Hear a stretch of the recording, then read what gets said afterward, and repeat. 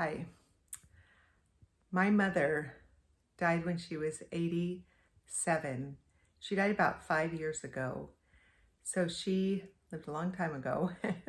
I mean, she was born a long time ago in the early 1900s. And she was attended church her entire life. She went to women's Bible studies her entire adult life, yet she was never taught nor modeled biblical womanhood. She had no idea how to be a godly, submissive wife.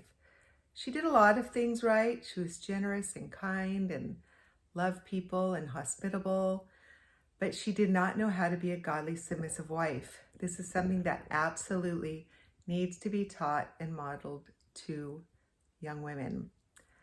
But she was a keeper at home. She was always home with us. My dad did not want her to be in the workforce. He wanted her to be home raising us full time. He knew the importance of a mother raising her own children. My dad was dependable, faithful, and steadfast. He took us to church every Sunday. He came home every night and was home on the weekends. But my parents did argue when they were around each other a lot. They did not get along. I didn't see a lot of affection or anything of this nature between the two of them, but they did raise emotionally stable and secure children. All three of us admit that we are emotionally stable and secure and are so thankful for the childhood that our parents gave us. My mom learned all about how to be a godly, submissive wife when I was 45, and she was in her 70s. And she changed. She admits that she was wrong, and she started loving her husband. And the last years of her life, they were crazy about each other. She adored him.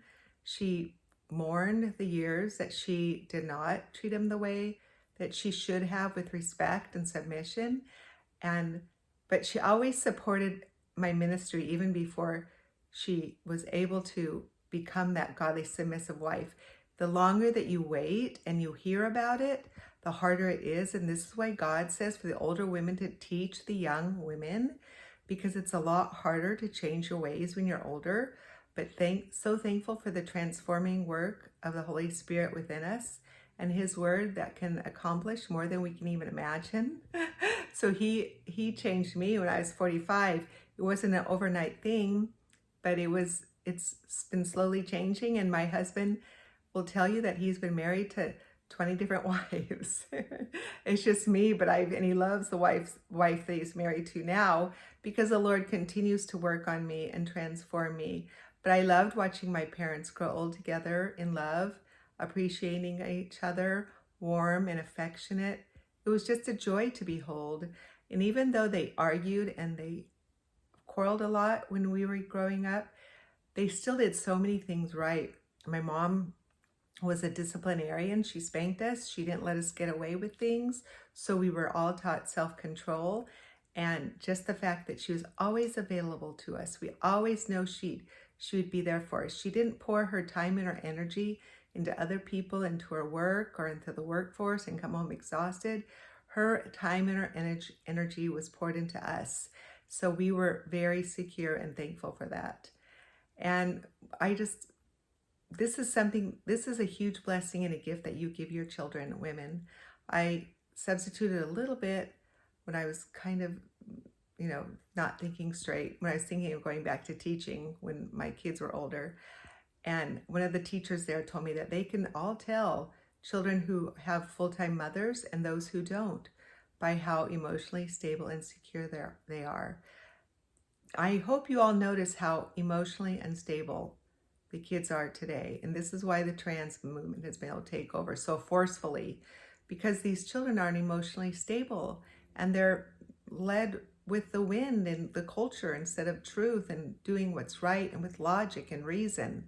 So it's so vital that you're home full time. You teach your children how to think right.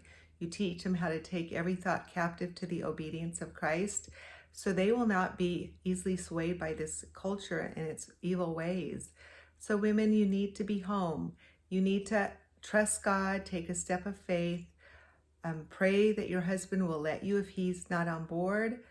Read The Way Home and all the statistics that prove how important it is for mothers to be home.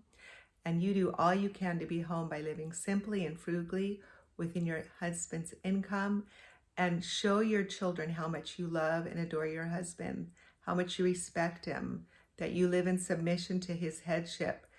No, it's not easy, but like I've said many times, nothing that God asks of us is easy, but it's very, very good.